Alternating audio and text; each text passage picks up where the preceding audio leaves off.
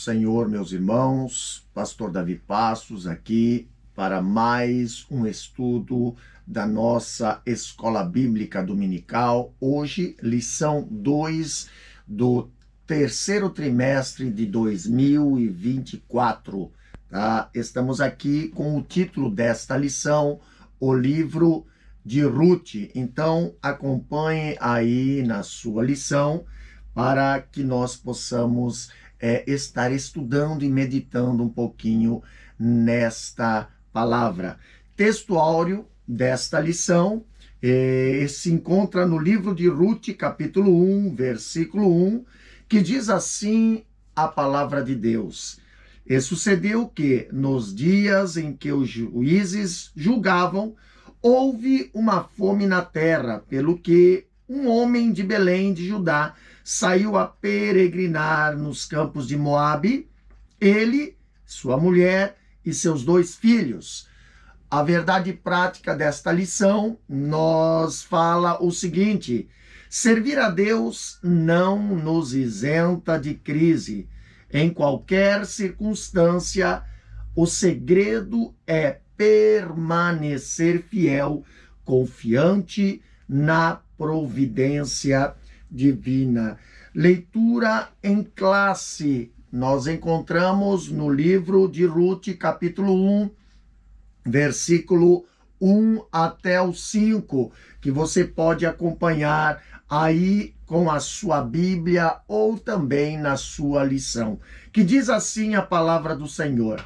E sucedeu que nos dias em que os juízes julgavam, houve uma fome na terra, pelo que um homem de Belém de Judá saiu a peregrinar nos campos de Moabe, ele e sua mulher e seus 2 filhos. E era o nome deste homem Elimeleque, e o nome de sua mulher Noemi, e os nomes dos seus 2 filhos Malom e Quilion, efrateus de Belém de Judá. E vieram aos campos de Moabe e ficaram ali. E morreu Elimeleque, marido de Noemi, e ficou ela com seus 2 filhos, os quais tomaram para si mulheres moabitas, e eram o nome de uma, Orfa, e o nome da outra, Ruth. E ficaram ali quase 10 anos. E morreram também ambos, Malom e Quilion, ficando assim esta mulher desamparada dos seus 2 filhos e de seu marido. Aqui nós temos o objetivo desta lição. Nós temos 3 objetivos aqui, que nos apresenta fazer uma análise da organização do livro de Ruth. Segundo objetivo, remontar o contexto histórico do livro de Ruth. E o terceiro objetivo é apresentar o propósito e a mensagem do livro de Ruth.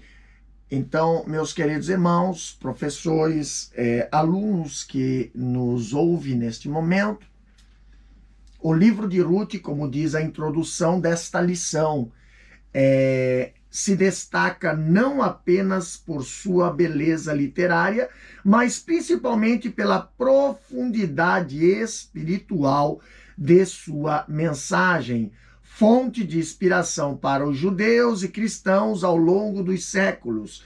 O livro narra uma história de amizade, amor e redenção, uma extraordinária demonstração de como o Todo-Poderoso trabalha em meio às crises para cumprir seus desígnios eternos.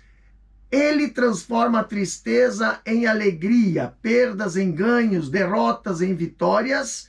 Ruth nos apresenta Jeová Jiré, o Deus que provê. Então, nós temos aqui neste livro, para nós tratarmos alguns assuntos sobre esta lição. E nesta lição nós encontraremos aqui algo interessante. O livro de Ruth, ele está entre o livro de Juízes e 1 Samuel, levando ali em consideração que o crítico quadro espiritual de Israel, retratado ali em Juízes, né, prolongando-se até os primeiros capítulos ali de 1 Samuel. O livro, ele pode ser considerado, né, um verdadeiro lírio no meio do deserto, ou semelhante a uma linda flor, né, no jardim abandonado, ou uma clara luz que aparece na escuridão da noite. Então nós temos aqui o livro de Ruth. Ele destaca-se não apenas pela sua beleza literária, mas também pela profundidade espiritual da sua mensagem. Ele é um bálsamo para os judeus e cristãos ao longo dos séculos. Quando falamos do livro de Ruth, ele narra uma história de amor e de redenção. Trata-se de uma extraordinária demonstração de como o Todo-Poderoso trabalha em meio às crises para cumprir os seus desígnios eternos. Nas suas páginas, vê-se continuamente o agir de Deus, que transforma tristezas em alegria e derrotas em vitórias. Olhando para o livro de Ruth, não há dúvida de que o agir providencial de Deus é o que mais marca a narrativa belemita. A providência divina, ela é percebida ao longo de todo o livro. Jeová Jiré, como foi falado aqui na introdução, ele proclamado por Abraão já lá em Gênesis capítulo 22 e 14, é o Deus que tudo provê para Noemi e Ruth, inclusive um remidor, Boaz, e um herdeiro, Obed, proclamador da semente de Elimeleque, da linhagem de Davi, como diz ali no capítulo 4 de Ruth, versículo 13 até o 22. Então, o livro de Ruth faz parte da chamada trilogia de Belém, as três narrativas cujo cenário descreve o período dos juízes em relação à cidade que também é conhecida como Efrata, tá? São elas, Mica e o levita, que está lá em Juízes capítulo 17, versículo 18, o levita e a concubina, que está lá em Juízes 19 e 21, e por fim a história de Ruth, né, num corpus literário distinto e específico. O livro, ele apresenta uma história curta, porém de grande riqueza espiritual, pela conduta ali exemplar e pela fé perseverante dos seus principais personagens, e principalmente pelo desfecho da obra, que revela o grande propósito de toda a história, a preservação da linhagem piedosa de Abraão, de onde viria e veio Jesus, filho de Davi, o Salvador do mundo. Quando nós olhamos para a lição, nós temos o primeiro tópico dizendo a organização do livro. Pastor, seja na Bíblia hebraica ou seja na Bíblia cristã, Ruth, ela aparece como o livro de Ruth aparece como um livro separado de Juízes. Há, porém, muita discussão se isso sempre foi assim, né, ou não. O escritor Eugênie Mireu, ele diz ali que a antiga tradição canônica entre os judeus tradicionalmente, ele tem incluído e considerado o livro de Ruth como o livro dos juízes. E tal raciocínio tem base nas fortes considerações literárias e históricas. O seu autor coloca os acontecimentos no tempo, quando os juízes governavam, que está em Ruth, capítulo 1, versículo 1. E o cenário ainda está envolto nas duas últimas páginas narrativas do livro de Juízes, enquanto outras histórias são do princípio daquela era. Ruth deve ser localizado no final do período, pois esta heroína está separada de Davi por apenas 3 gerações, né? Além disso, a acusação, que comumente servia como um refrão por todo o livro dos Juízes, lá, que fala em Juízes 17:6, Juízes capítulo 18, versículo 1, Juízes capítulo 19, 1, e Juízes capítulo 21 e 25, ele diz: naqueles dias não havia rei em Israel, e cada qual fazia o que se achava mais reto. Então, é que se lançava toda aquela era em uma espécie de caos moral e apostasia da lei. E esta, sem dúvida, refletia nas palavras de abertura do livro de Ruth, nos dias em que julgavam os juízes, ou seja, quando não havia rei em Israel. Então, ao longo dos tempos, houve muita variação na composição e ordem dos livros do Antigo Testamento, até chegar à organização que temos hoje, com Ruth sendo um livro distinto, vindo imediatamente após os Juízes. O escritor Norman Geisler e William Nix, ele fala: os livros das escrituras judaicas foram reagrupados várias vezes desde quando foram redigidos. Então, alguns deles, de modo especial, os que fazem parte dos escritos, foram redigidos e aceitos pela comunidade judaica antes das datas que os teóricos da crítica lhes atribuem. E acerca dessa variação de posição, nós temos ali o ponto de vista de Kleider Heider, que diz bem assim: na Bíblia hebraica moderna, este livro está colocado no Migilon, e é lido publicamente nas festas das semanas ou no tempo das colheitas. Contudo, até por volta de 450 de nossa era, o livro de Ruth era considerado uma continuação de Juízes. Em sua lista de livros inspirados, Joséfo aparentemente considera Juízes e Ruth como um único livro.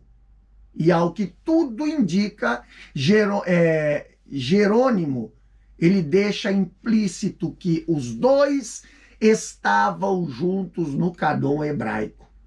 Ruth, ele aparece na Septuaginta e também na Vulgata, logo depois de Juízes, como em nossas versões atuais na Bíblia. Não se sabe por que nem como o livro saiu de sua posição original junto aos profetas anteriores e foi parar no hagiógrafo, que quer dizer o escritos, né?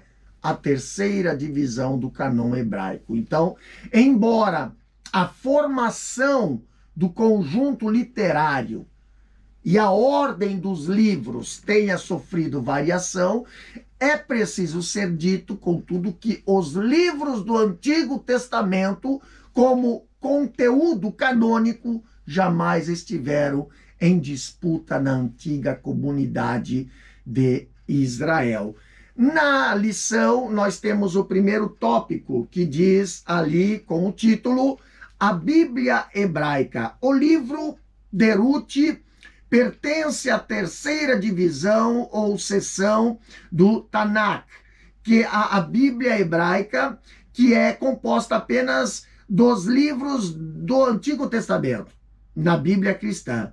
Essa terceira seção é chamada de Ketuvim, ou hagiógrafo, escritos.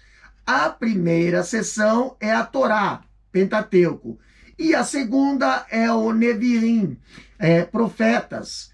Dentre os escritos, que são 11 livros, estão os Megilot, 5 rolos, livros curtos, lidos publicamente nas festas judaicas anuais. Cânticos dos Cânticos, Ruth, Lamentação, Eclesiastes e Ester.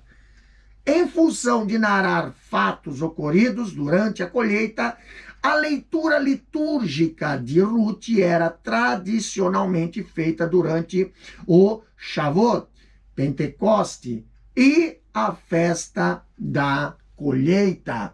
Então, aqui nesse primeiro tópico, né, ponto 1, falando sobre a Bíblia hebraica, a Tanakh, né, é composta de apenas 39 livros. Isso quer dizer, o Antigo Testamento da Bíblia cristã.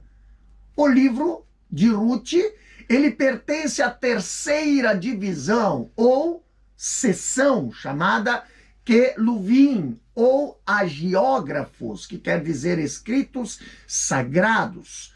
A primeira seção é a Torá, que quer dizer o Pentateuco ou a lei, e a segunda seção é a Neviim, que quer dizer o livro dos profetas, como diz Lucas capítulo 24, versículo 44. E dentre os escritos, que são 11 livros, estão o Migilon, que quer dizer os 5 rolos, os rolos curtos, que eram lidos publicamente nas festas judaicas anuais. São eles, os cânticos do Cânticos, Ruth, Lamentação, Eclesiastes e Ester. Em função ali de narrar fatos ocorridos durante a colheita, a leitura litúrgica de Ruth era tradicionalmente feita durante o Shavuot, que quer dizer Pentecoste, a festa das colheitas.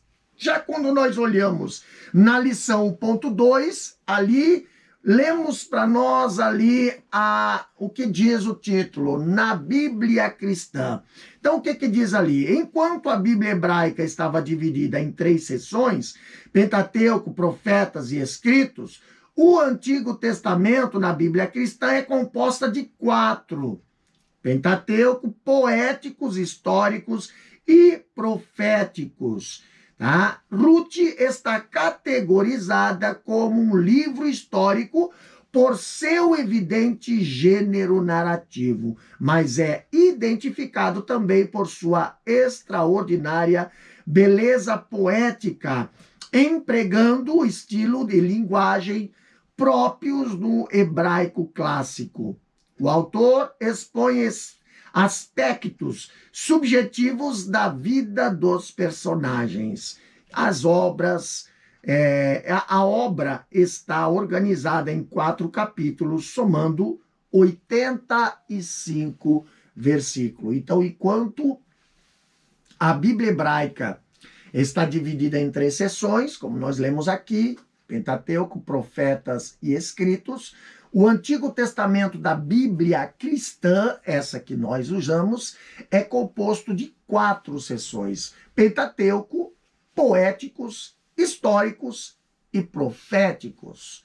Então, o livro de Ruth, ele está categorizado como um livro histórico diante do seu evidente gênero narrativo, sem deixar também, né, contudo, de apresentar uma extraordinária beleza poética, como a nossa lição está apresentando. Então, aparece logo após do livro de Juízes, empregando estilo e linguagem pertencentes ao hebraico clássico.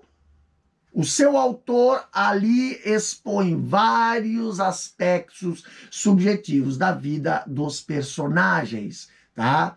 A obra ela está organizada em 4 capítulos, como diz aqui a lição, e 85 versículos. Olhando para a lição, número 3, nós temos a autoria e a data. Então, lendo na lição, acompanhe aí conosco. Há uma diversidade de opinião entre os eruditos acerca da autoria e data do livro de Ruth. Samuel é o autor mais provável. O Talmud é obra milenar de regulamentos e tradições judaicas, atribui a ele a autoria. A forma como o autor se refere a Jessé e Davi parece indicar contemporaneidade e familiaridade com os personagens, o que também aponta para Samuel. Além disso, as características gerais da obra indicam uma atmosfera do início do período da monarquia de Israel. Sendo assim, o livro teria sido escrito no século X antes de Cristo. Então, quando olhamos para a autoria do livro de Ruth, é muito comum existirem infindáveis discussões sobre os aspectos históricos, a autoria e data dos livros da Bíblia. E são extensas as teses que consomem longos tempos de navegação fora das Escrituras, que poderia ser dedicado ao crescimento em edificação pelo estudo do livro sagrado. Os pentecostais, os exegetas não ignoram, né? Os exegetas, eles não ignoram, tá? Essa teoria. Por exemplo, quando olhamos para os pentecostais,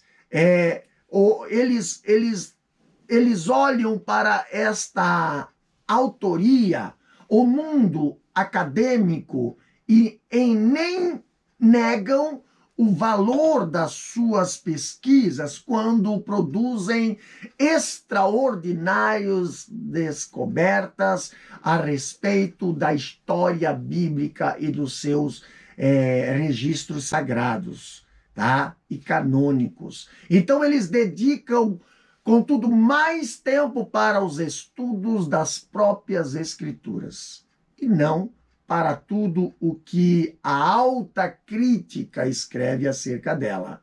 Cremos na inspiração inerente, completa e infalível palavra de Deus. Então, de qualquer sorte, é importante pelo menos citar que há uma diversidade de opiniões entre os eruditos a respeito da autoria e data do livro de Ruth.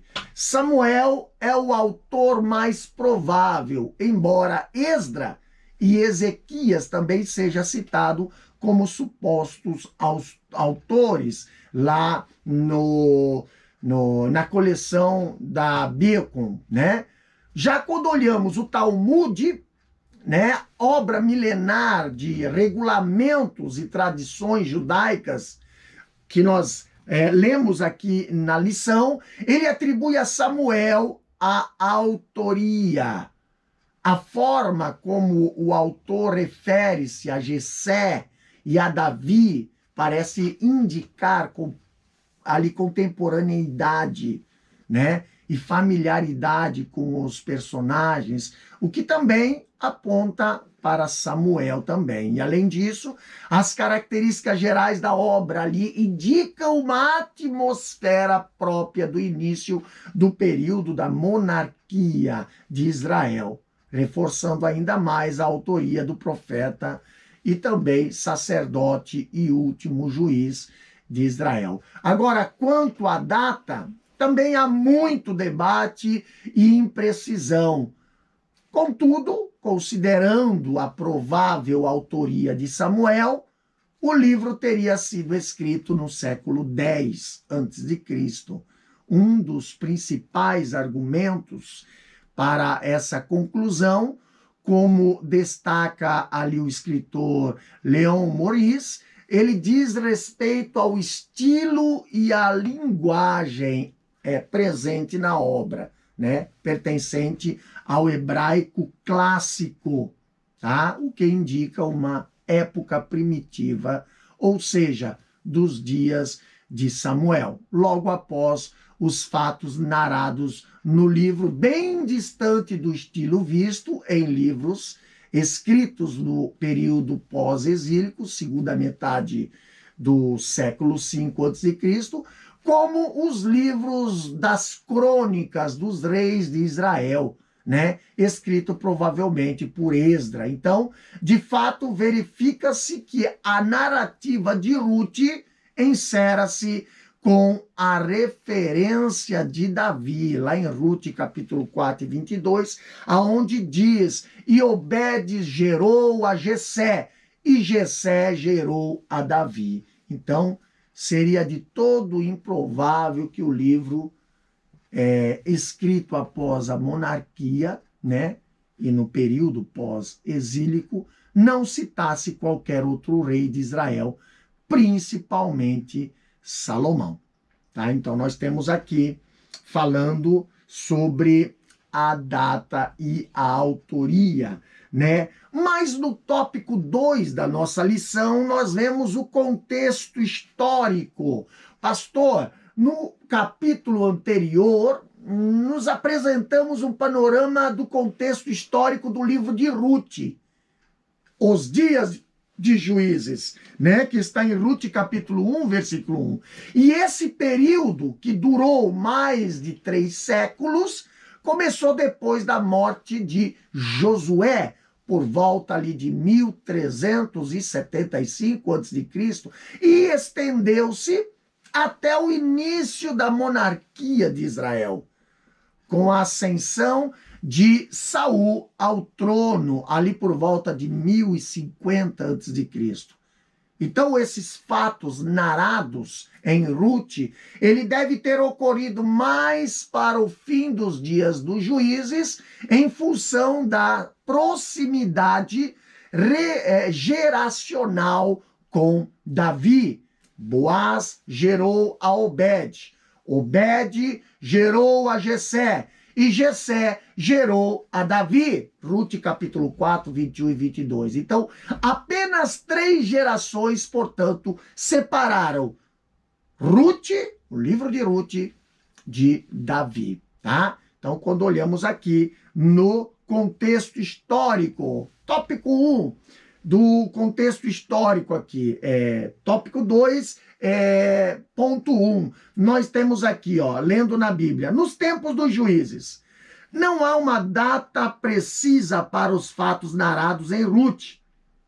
O que sabemos é que ocorreram 3 gerações antes de Davi, nos dias dos juízes. Esse período dos juízes durou mais 3 séculos. Começou depois da morte de Josué, por volta de 1375 a.C.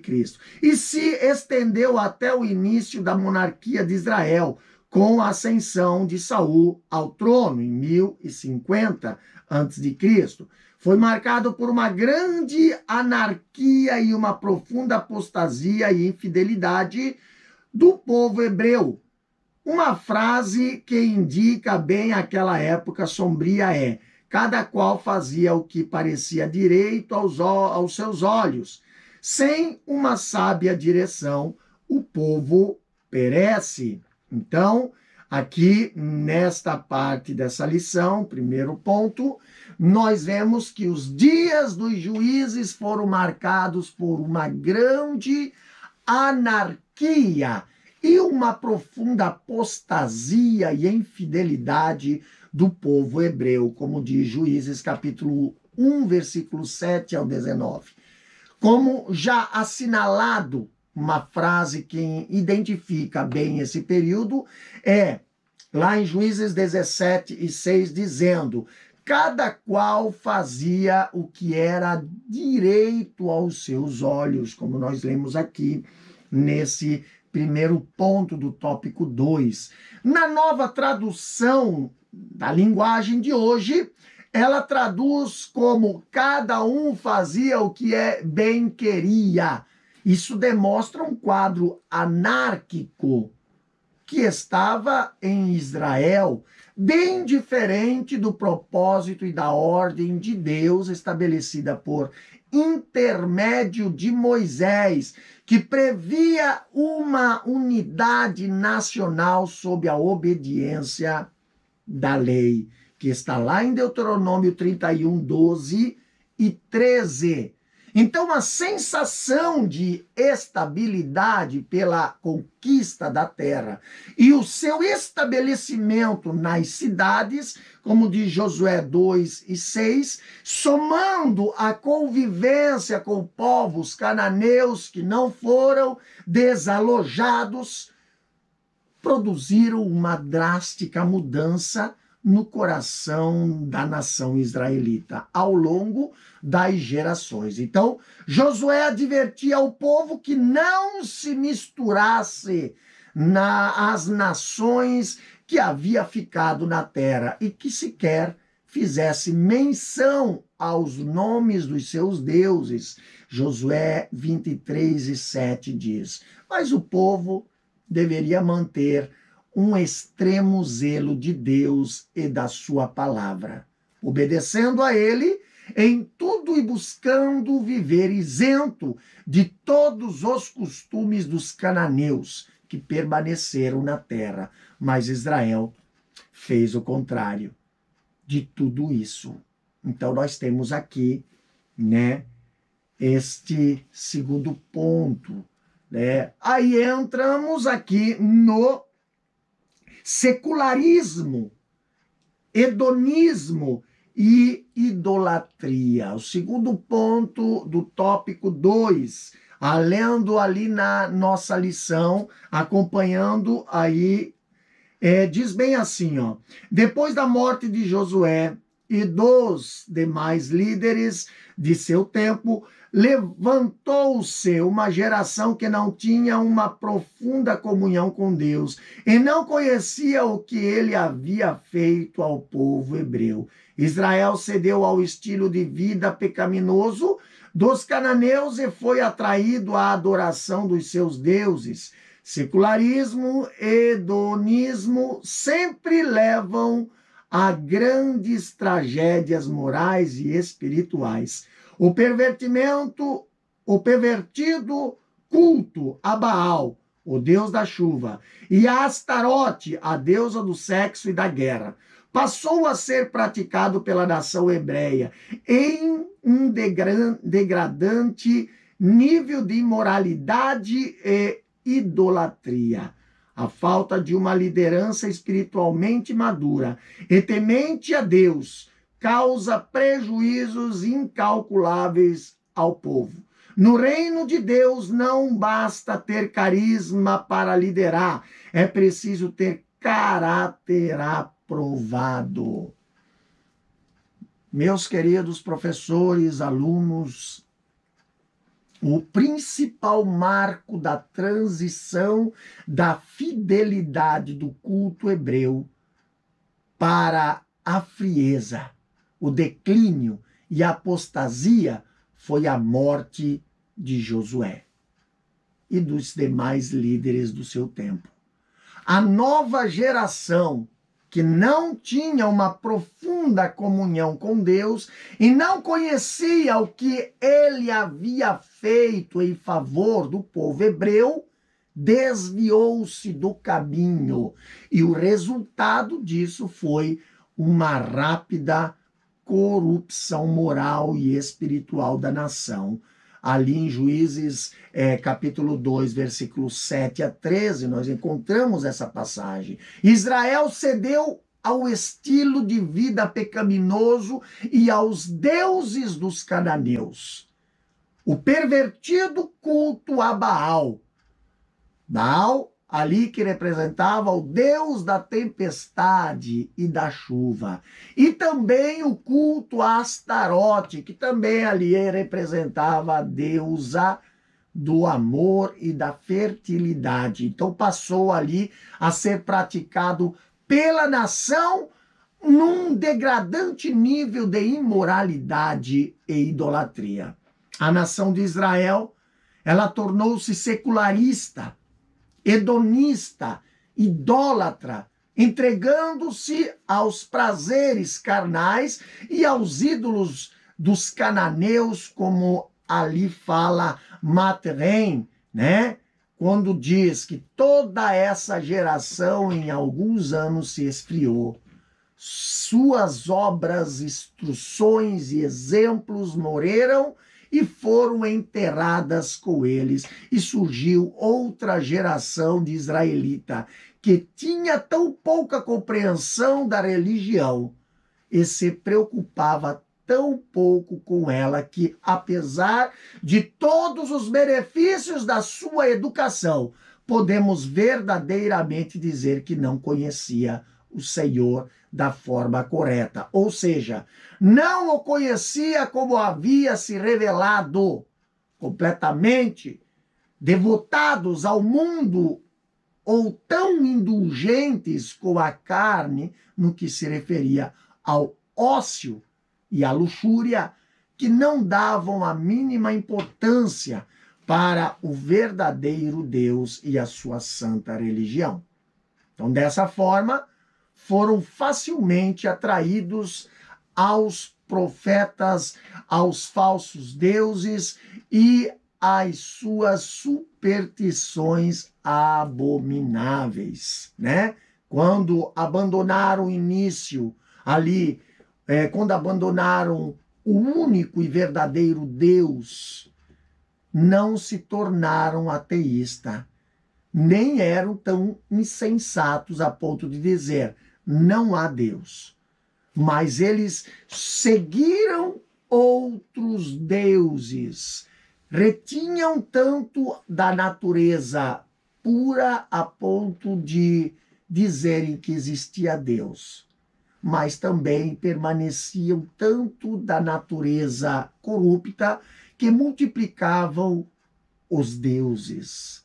Eles estavam dispostos a aceitar qualquer Deus e seguir a moda, não a regra, na adoração religiosa. Então, geralmente ocorre assim. As gerações piedosas vão sendo atraídas pelos costumes das sociedades mundanas em busca do prazer e entretenimento, até serem roubados no seu coração, abandonando a prática da verdadeira religião, o culto ao Deus eterno. E o passo seguinte é flertar com falsas práticas religiosas até assumir novos deuses, né? Antes de nós passarmos para o terceiro ponto, que é a opressão, clamor e livramento, nós temos algumas lições para todos os tempos aqui. Algumas lições espirituais fundamentais podem ser extraídas do trágico exemplo de Israel no período pós-conquista. Primeira lição é sobre o quanto é importante uma liderança madura, experiente, temente a Deus, que tenha força moral, força espiritual para ser exemplo com a própria casa e conduzir o povo em serviço, obediência e adoração. Josué foi esse tipo de líder. Quando o povo fica sem condutores idôneos, os prejuízos são incalculáveis em toda e qualquer época. No reino de Deus, não basta ter carisma. Não basta ter carisma para liderar, é preciso ter caráter aprovado, como diz em 1 Timóteo, capítulo 3, versículo 2 e 13, e 2 Timóteo 2 e 15 e Tito 2, 7 a 8, como diz aqui na nossa lição. Então, nesse sentido, é imperativo que como igreja, valorizemos mais os líderes locais que pastoreiam com zelo o rebanho do Senhor, fortalecendo os vínculos da comunidade de fé e a quem pertencemos. Como diz Hebreus capítulo 13, 7 a 17, 1 Tessalonicenses 5, 12 a 13. A segunda lição que nós aprendemos aqui é sobre como é imprescindível o ensino das Escrituras como base norteadora de todas as nossas condutas individuais e coletivas. Como Moisés havia ordenado, o povo deveria ser reunido, homens, mulheres, meninos e estrangeiros, para ouvir, aprender e temer a Deus, guardando todas as suas palavras. Cumprir essa ordem hoje é ser, o tanto quanto possível, assíduo e ativo nos cultos ordinários da igreja, especialmente o de oração e ensino e a escola dominical. A valorização mútua e o zelo congregacional são recomendados a todos, lá em Hebreus capítulo 10, versículo 24 e 25. A terceira lição que podemos extrair do infeliz exemplo de Israel nos anos posteriores aos dias de Josué é o cuidado de que precisamos ter para não sermos seduzidos pelo estilo da vida mundana da sociedade que nos cerca. É fato que o modo de vida fácil e os costumes aparentemente agradáveis dos grupos sociais como os quais convivemos têm um forte poder atrativo. Afinal de contas, fazer a vontade de Deus com o zelo que nos recomendam as Escrituras pode ser visto como um fardo muito pesado, principalmente quando se refere a aspectos culturais não recomendados pelas igrejas conservadoras. O fato é que não é possível flertar com o mundo e os seus prazeres e ainda assim conservar o coração ardente pela presença de Deus. Os entretenimentos mundanos não são neutros, como se imagina. Assim, embora não devamos ser radicais, não podemos também nos esquecer de que nosso modo de viver deva ser santo em tudo, como diz 1 Pedro 1, 13 a 16. E de que tudo o que fazermos deve ser para a glória de Deus, não dando escândalo nem aos judeus, nem aos gregos, nem à igreja de Deus, como fala 1 Coríntios 10, 31 e 32. E para isso que fomos chamados. No caso de Israel, é certo que a aproximação do estilo de vida cananeu foi ocorrendo aos poucos, como se não tivesse importância, como se prejuízo nenhum causasse, até o ponto da apostasia total e do degradante declínio que marcou os dias dos juízes. Ou seja, com muita opressão, angústia, mortes, tristezas e profundas desolações. É como diz a ilustração da rã na chaleira. Se for posta numa chaleira cheia de água fervente, ela logo saltará para fora. Mas, se a água estiver à temperatura ambiente, ela permanecerá até que a água ferva e ela morra cozida. Voltamos para a nossa lição no ponto 3. A opressão, clamor e livramento, que diz aqui no tópico 2.3. Lendo na lição, a apostasia tornou Israel presa fácil de seus inimigos, que atacavam e saqueavam suas cidades e terras, e mantinham o povo sob domínio opressor por longos períodos. Afligida, a nação clamava a Deus, e o Senhor levantava juízes para libertar o seu povo. Esses juízes, que no hebraico quer dizer sofetim, não eram magistrados civis como os que conhecemos hoje, que julgam em fóruns e tribunais. Eram libertadores, geralmente líderes militares como Otoniel, Baraque e Gideão, poderosamente usados por Deus para julgar a causa de Israel, livrando-o de seus opressores. Apesar dos repetidos ciclos de infidelidade da nação, Deus ouvia o gemido do seu povo em seus momentos de dor e aflição.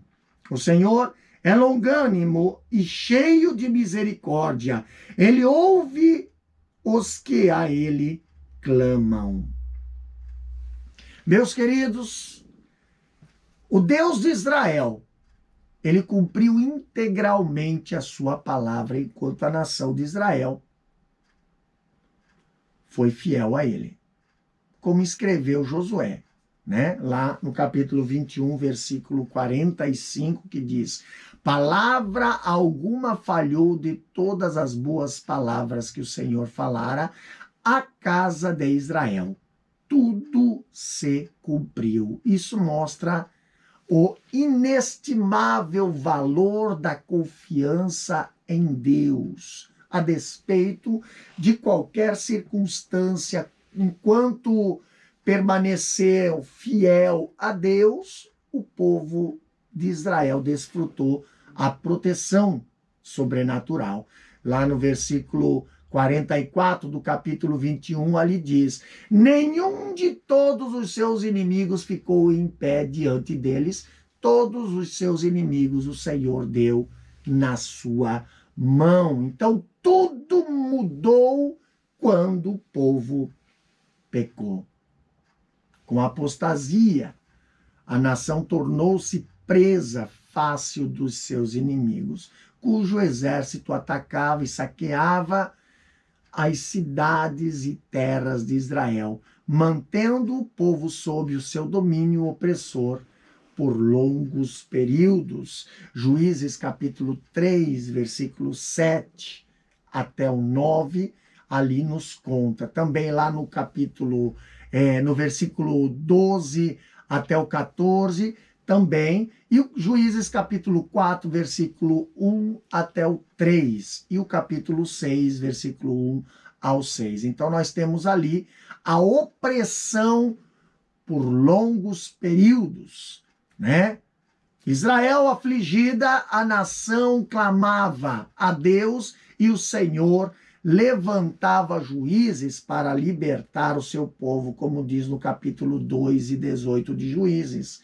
Como já observado, esses juízes não eram magistrados civis, como diz a lição, que julgava em fóruns ou tribunais, como temos nos dias de hoje, embora alguns estudiosos, como por exemplo Carson, ele considera que eles também se dedicavam a dirimir conflitos entre o povo, sem indicar. Contudo, um exemplo prático desse ofício é entre os juízes mencionados em todo o período o que temos registrado nas escrituras é que esses juízes eram, em geral, militares, líderes, como Otoniel, Baraque, Gideão, né? Que nós lemos aqui na lição, lá em Juízes 3, 9 a 11. E poderosamente usados para quê, pastor? Para julgar a causa do povo de Israel, livrando-os dos seus opressores. Então, apesar dos repetidos ciclos de infidelidade de Israel, Deus ouvia o gemido do seu povo nos seus momentos de dor e aflição. E o Senhor, que é longânimo, como diz Salmo 103, versículo 8, Joel 2 e 13 e Romanos 2 e 4, ali as suas misericórdias são a causa de não sermos consumidos, como fala a Lamentação 3 e 22 também, né? Ele está pronto para ouvir os que clamam a ele, tá? Jeremias capítulo 29, versículo 12 e 13, Isaías 55 e 6 nos traz esse contexto também, né? Que Deus está pronto para ouvir aos que clamam a ele. No terceiro tópico da nossa lição, fala sobre o propósito e mensagem do livro de Ruth. Aqui, para compreender o propósito de um livro, é preciso buscar conhecer a mente do autor a partir do conteúdo da sua obra. Então, o hermenêutico bíblico aqui não pode atribuir o seu próprio sentido ao texto, mas dedicar-se para extrair das escrituras a intenção do autor e a mensagem contida na obra. Assim, à luz do texto de Ruth, vários propósitos podem ser vistos, como o escritor Gleason Archer, ele diz, tá? O propósito do livro é narrar um episódio entre os ancestrais de Davi, que explicava a introdução de sangue não israelita na linhagem da sua família, tá? Ensina também o grande alcance da graça de Deus, pronto a dar as boas-vindas na comunhão do seu povo redimido. Aos convertidos gentios, talvez o aspecto de maior importância dessa curta narrativa seja exibir a função ali do Gorel, né? Ou parente resgatador, tá? Então, primeiro ponto do terceiro tópico da nossa lição fala o cetro de Judá. Vamos ler na lição o que diz? Vários propósitos são atribuídos ao livro de Ruth. O principal e mais evidente deles é apresentar Davi como descendente de Judá, a tribo real da qual viria o Messias, o leão da tribo de Judá, a raiz de Davi.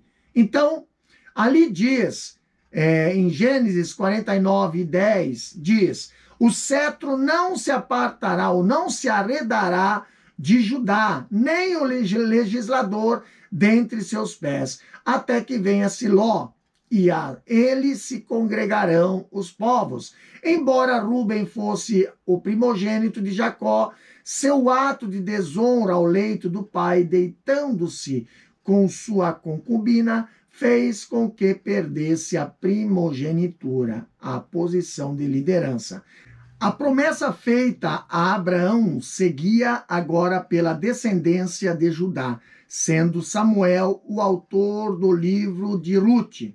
O propósito de registrar a genealogia de Davi ganha ainda mais sentido, já que naquele tempo o rei de Israel era Saul, um benjamita.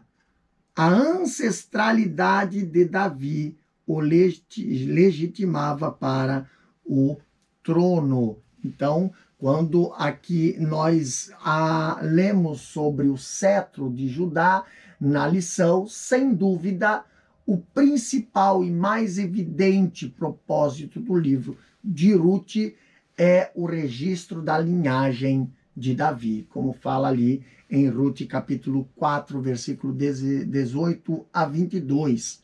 Ali, Ruth apresenta-o como descendente de Judá, que é a tribo real da qual viria o Messias.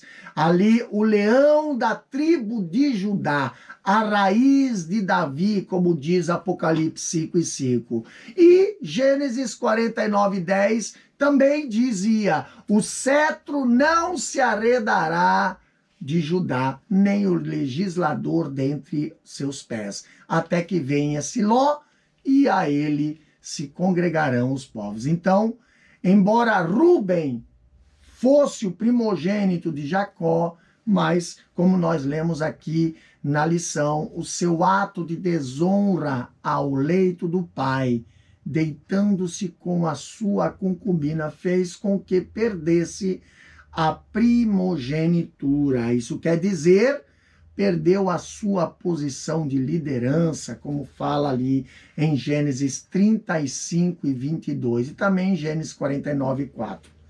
Então, uma promessa feita a Abraão seguia embora pela linhagem de Judá.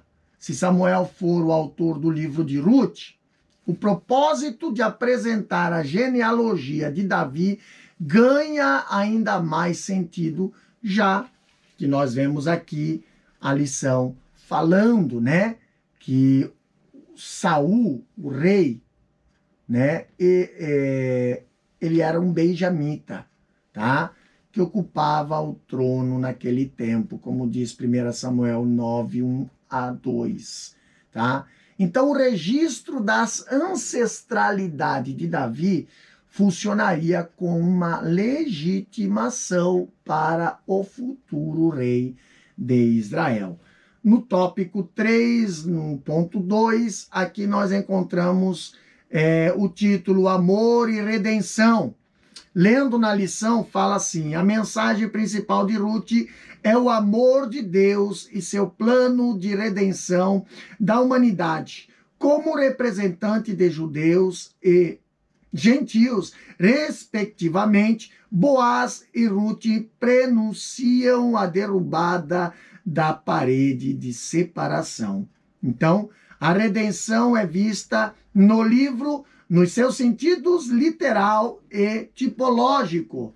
Boaz é o parente remidor que preservou a descendência de Elimeleque, mas é também um tipo de Cristo, nosso Redentor. Então, quando olhamos para esse título, Amor e Redenção, e o livro de Ruth, nós vemos que Ruth é uma peça indispensável na metanarrativa bíblica que revela o amor divino pela humanidade, manifestado através do plano da redenção, que culminou ali com o envio do Filho de Deus ao mundo para, uma vez encarnado, oferecer-se a si mesmo como um sacrifício perfeito ali no lugar de toda a humanidade, como fala João capítulo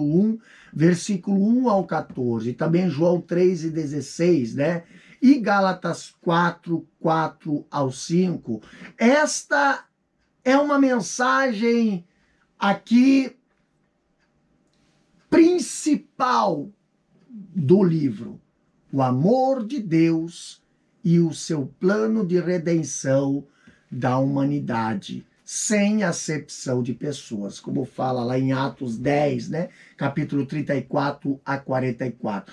Como representantes de judeus e gentios, respectivamente, Boaz e Ruth prenunciam ali a derrubada da parede de separação, como fala Efésios 2, 1, Efésios 2, 11 a 16. Então, a redenção ela é vista no livro dos seus sentidos literais e tipológicos. Boaz é tanto parente remidor que perpetuou a descendência de Elimeleque, como também um tipo de Cristo, nosso eterno Redentor, né? Que nós encontramos lá em Isaías 59 e 20, Lucas capítulo 1 e 68, Efésios 1 e 7 e Tito capítulo 2, versículo 14.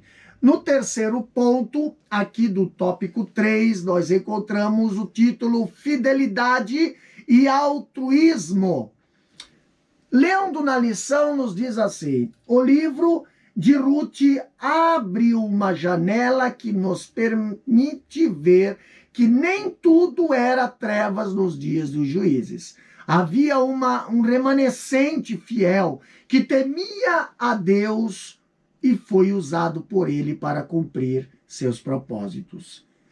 Em um mundo de crescente iniquidade, o justo vive pela fé. Outra eloquente mensagem do livro é o valor do altruísmo em que predominava o egoísmo. Nos dias dos juízes, a maioria vivia segundo seus próprios padrões e interesse. Noemi e Ruth destoaram dessa máxima individualista.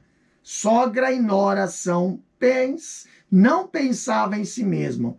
O amor não é egoísta. Olha que lindo esta passagem aqui, né? Então, sobre a fidelidade, né?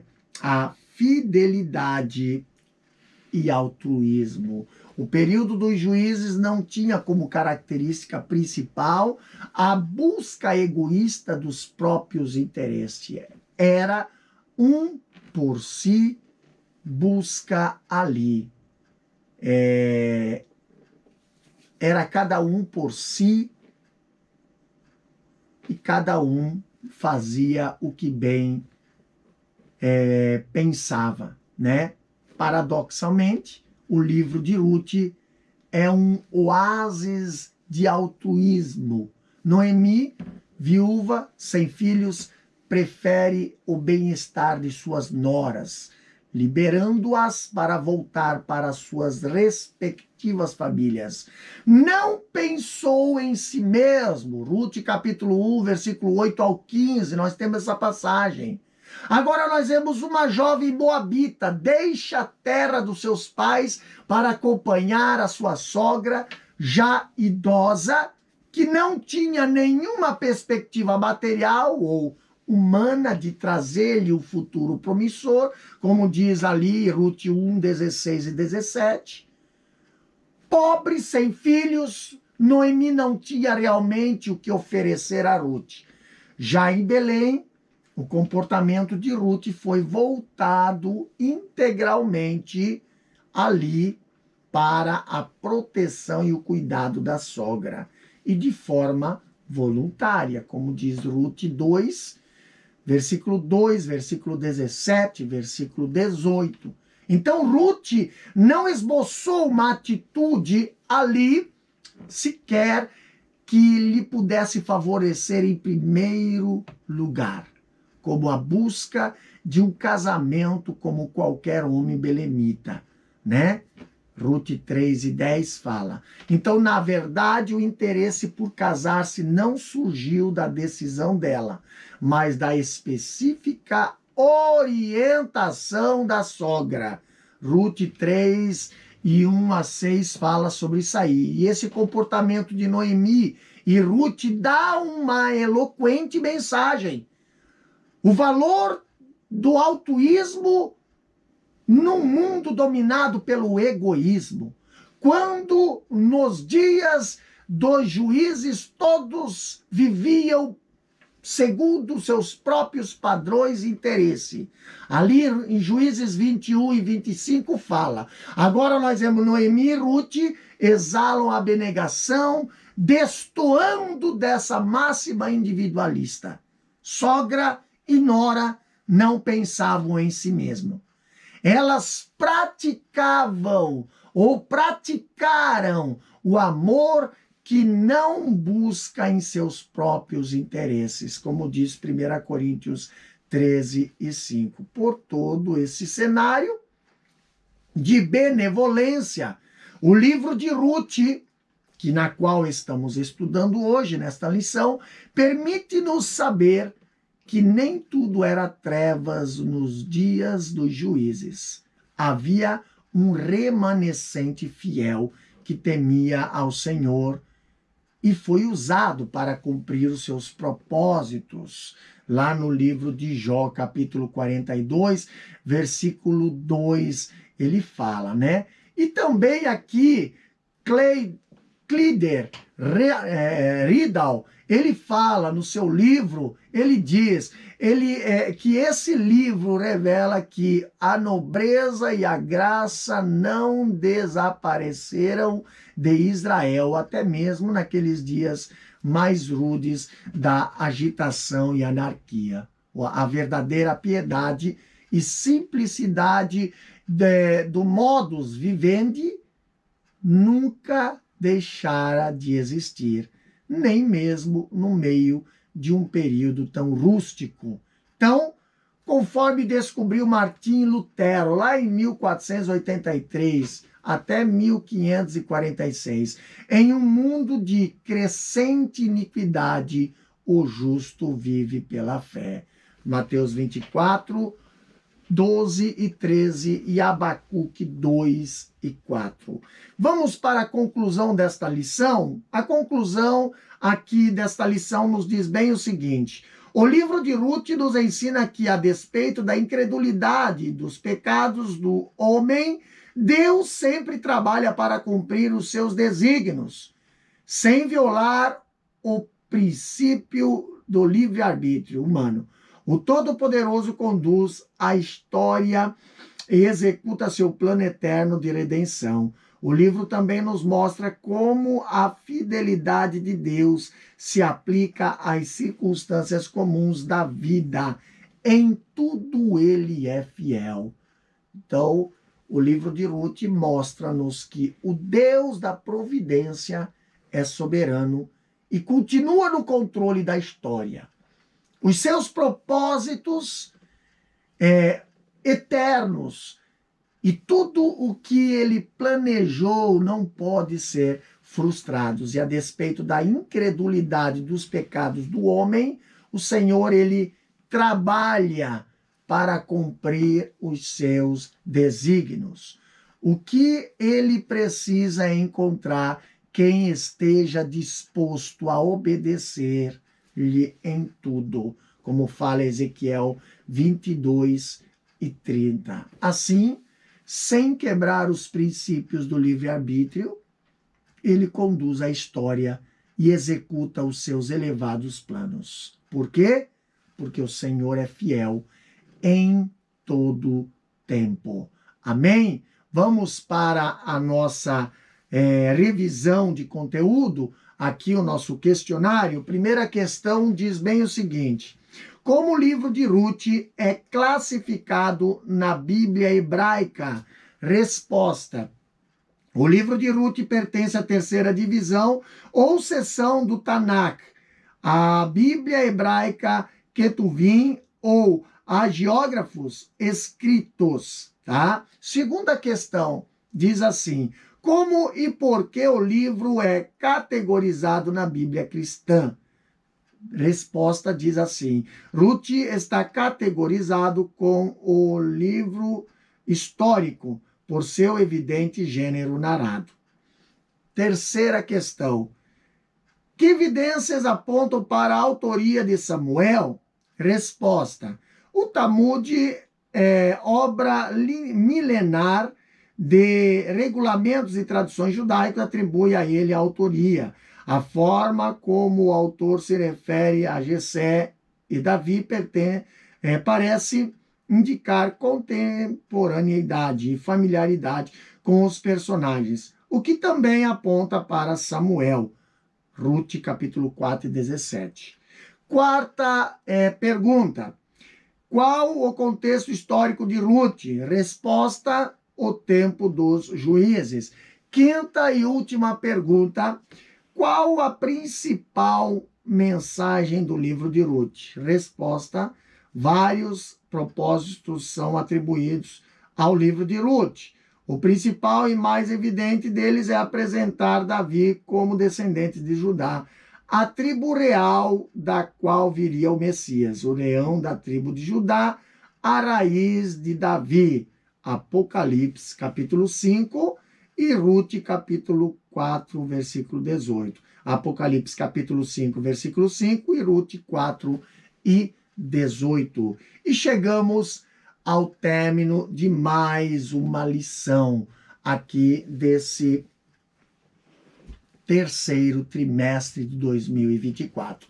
Que Deus abençoe a todos os professores e alunos que estarão aí assistindo e também participando, né, usando esse material para ali preparar as suas aulas. Que Deus abençoe. Não se esqueça de se inscrever nesse canal, compartilhe este vídeo, esse subsídio teológico com mais pessoas. Amém? Deus querido, Deus eterno, te agradecemos, Pai, por mais esta aula, Deus. Queremos, Senhor, pedir a tua bênção sobre cada um que estará aqui, Pai, preparando a sua aula.